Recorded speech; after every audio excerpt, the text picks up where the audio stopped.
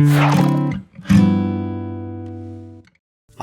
in this video I want to talk to you a little bit about digestion and the digestive system, and just put it out there in layman's terms so that you can understand where probably most of people's problems come from, which is the digestive system. So, I mean, that's where you're going to extract all of your nutrients from. So basically, everything goes into your mouth. So your air, your water, and your food goes into your mouth. Your air takes a different path, obviously, and goes to your lungs. The rest of it goes into your digestive system. So if that's not working properly, you can imagine what starts to happen to the body. So let's start off with the first part of the digestive system, which is your stomach. So you eat your food, it goes into your stomach. And your stomach acid has to be quite acidic to be able to break down that food so that it can go into your intestines and start to get absorbed as nutrients. Otherwise, if it isn't broken down and it goes into your intestines, it isn't going to get broken down even further to be able to become a nutrient for you. It's just going to go straight through and out the back door. So you need to have quite an acidic stomach acid. And if you're getting heartburn or GERD or acid reflux, it means that your stomach acidity is too alkaline. It's not too acidic. Although you might say, yeah, no, definitely I can feel that it's quite acidic. Yes, absolutely it is. But the pH balance is too alkaline. That's why it comes through the sphincter valve in the top of your stomach and back into your esophagus and burns you. That's what it does. If it was too acidic, if it was acidic enough, it would go into your esophagus and basically break down your esophagus and digest it like it would digest food. So it doesn't make sense that when your stomach is too acidic that you get acid reflux and heartburn and all these things. So you have to have acidity in your stomach. And I'll come back to another role that acidity plays, or stomach acidity plays, as I go further along the digestive tract. So then the next thing that happens is once this food has been broken down, it goes into a little compartment just as it's entering the small intestine, and your bile and digestive enzymes from your pancreas and your bile from your gallbladder get squirted into that little area just before the small intestine. And that is very alkaline, and it alkalines that stomach acid that was very acidic, because you don't want to be digesting your small intestine either now. So it makes it more alkaline, but not completely. It still has to be rather acidic, because if it's not, and if it's too alkaline, that causes other problems, which again goes back to the acidity or alkalinity of your stomach acid. If it goes into your small intestine and it's not acidic enough, it will cause SIBO. So that means the bad bacteria, or it's not really bad bacteria, it's the bacteria from your large intestine creeps through a little valve into your small intestine. It's not supposed to be there, but it overwhelms all the microbes in your small intestine, and they call it small intestinal bacterial overgrowth. And that's because your stomach acid isn't acidic enough. So obviously then it also mustn't be too acidic, but it mustn't be too alkaline when it goes into your small intestine. So you're getting the drift here. It's got to be just right. So if it's not, the balance goes off and you start to get all sorts of issues already occurring. So now, here's the next thing. So let's backtrack a little bit to the bile. So you have your liver, which extracts toxins from your blood, and it doesn't store toxins. The liver doesn't store toxins. So all this rubbish about liver detoxes is all just a marketing rubbish. It's like your liver doesn't store toxins. Your liver fat stores toxins. So when you have a fatty liver, it stores toxins in the liver fat, but it doesn't store it in the meat of the liver. Those toxins go into the gallbladder, and it helps create bile. So it takes a bit of estrogen, a bit of cholesterol and stomach acid, like sulfuric acid, and it makes this bile, which is a solvent or a detergent that breaks down fat and protein in the small intestine. So it breaks it down into small enough particles so that it can get absorbed through the intestinal walls, the porous intestinal walls, into the system as nutrients. So then your digestive system is working perfectly and everything's going hunky-dory. So now you have your food breaking down because you have enough stomach acid, you have enough bile to break the fat particles down and your protein particles. You have your pancreas, which is excreting digestive enzymes, and everything starts to work well. The bacteria that wants to come through from the large intestine, doesn't come through because it's too acidic, the environment for it there, and everything starts to work well. So what happens when you're eating a high carbohydrate, high sugar, Western type of diet is that firstly, you start to go very high in estrogen. So there's estrogen everywhere. There's a sea of estrogen out there. It's in everything. If your food is not organic, it will have either estrogen or it will have a herbicide, pesticide, or fungicide that mimics estrogen in your body. So when you have high estrogen, it makes your bile very thick and it can make your bile create gallstones. So you get these stones in your gallbladder, and these little stones or the sludge go out into the bile duct because it's going to go into a small intestine. But when it goes into the bile duct, it's too sludgy and it blocks it.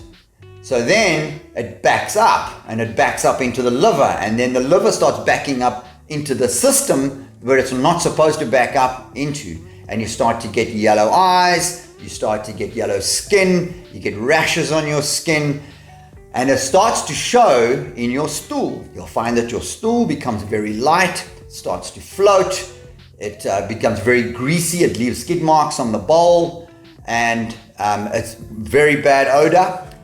And you either get constipation or you get the other one, the other side of it, the diarrhea. So that's what happens when there's a mess up with the bile. But now something more can happen when the bile is too thick, or when you have gallstones. So those gallstones pop out of the gallbladder when the gallbladder squeezes, because the gallbladder squeezes when it senses fat or proteins that have been eaten, mostly fat, squeezes that concentrated bile out so it can break down those fat particles into the small enough particles to be absorbed. But the problem then comes in is that the stone goes out there or the sludge goes out there, and it might make its way through the bile duct, but there's another duct that comes from the pancreas with the digestive enzymes. And these meet in what you call the common duct. Some people call it the common bile duct. And that common duct then goes into that little compartment that goes into the small intestine.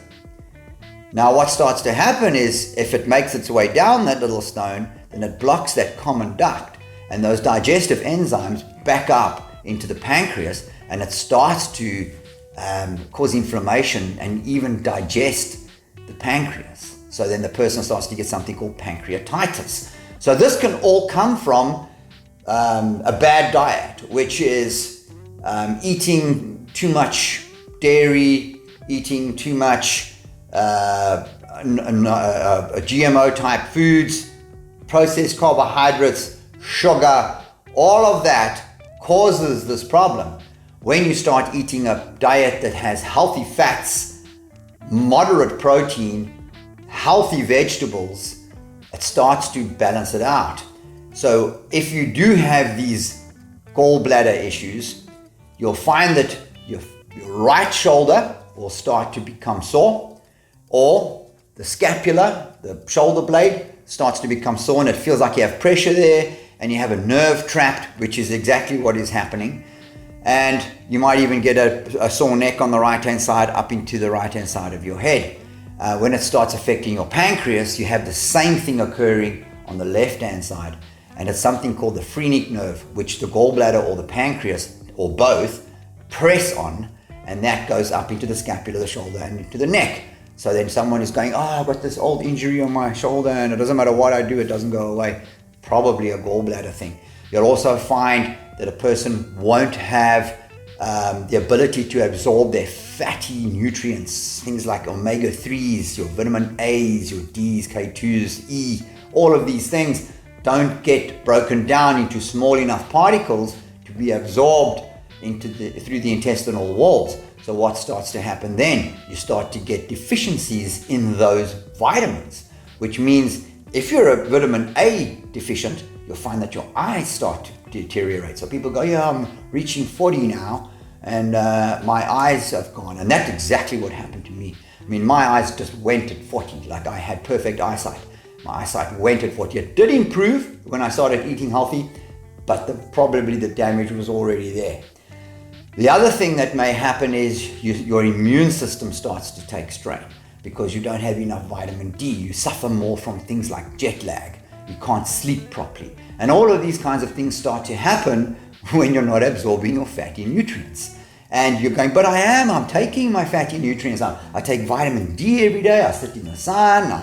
I take my vitamin E. I haven't really felt the difference with the vitamin E, but I take my vitamin E because it's apparently good. Vitamin A, I take every day. I don't understand why my eyes are like this. So those are all indicators that there's something going on with the gallbladder. And the other thing that starts to happen is you start to get very dry skin on your eyebrows. I used to have it. I used to have this dry skin between my eyebrows like dandruff. And I was like, what the hell is this about? And it was all to do with the gallbladder. So I look after my gallbladder all the time. I make sure that I take anything I can that can smooth out that bile, and I don't eat anything that will make it thick. So there you go. It's pretty much that's how the digestive system works. And then obviously here's the other thing with the bile. So it goes through the system. It's got all this stuff mixed in it, all these hormones and chemicals, and it's got all these toxins. So the liver takes its toxins and it dumps it into the bile, and that goes with the bile through the system into the colon, and it excretes those toxins out the back door with the feces. And when then the bile, the rest of the bile, 90% of it goes back into the system, and it goes back around to the liver and goes back down into the gallbladder, and the liver puts everything back in it that it's supposed to put in it, and it does another round. But if it gets blocked, obviously it does a round, and then it gets blocked and starts backing up. And then you find people with these beer bellies that are hard like basketballs and so on, and their health starts to deteriorate. You start getting achy joints. There's all sorts of symptoms as a result. And obviously Western medicine is, we just chop out your gallbladder.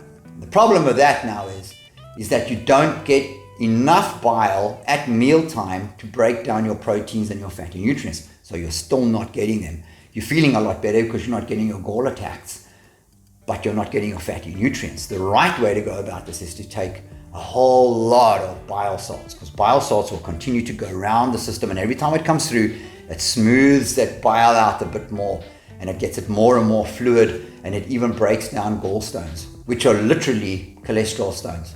And it doesn't mean if you have high cholesterol, you're going to get cholesterol stones. It has nothing to do with that. High cholesterol has nothing to do with anything, in fact. But it just means that those stones get formed and they can cause blockages. So I hope you learned something about your digestive system. If you want to handle your health and you don't really know where to start, do our program. Our program is very simple, very strict, and it will help you in ways that you have never thought of. We've handled people who've had digestive issues for 30 years, never being diagnosed properly.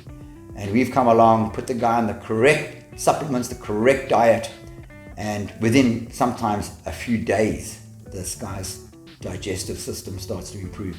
Heart problems, when you start feeding the body what it's supposed to have and take out the things that it's not supposed to have, it's obvious that everything's going to start to recover. You're giving your body a chance to recover.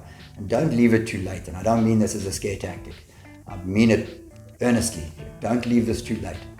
I left it too late. Look at me, I'm standing here with thick glasses on. I messed up my eyes, I messed up a whole lot of other stuff in my body. Fortunately, I caught it before my health really deteriorated. But I think I was probably diabetic when I started eating this way approximately 13 years ago. So please follow us on YouTube and all of our social media.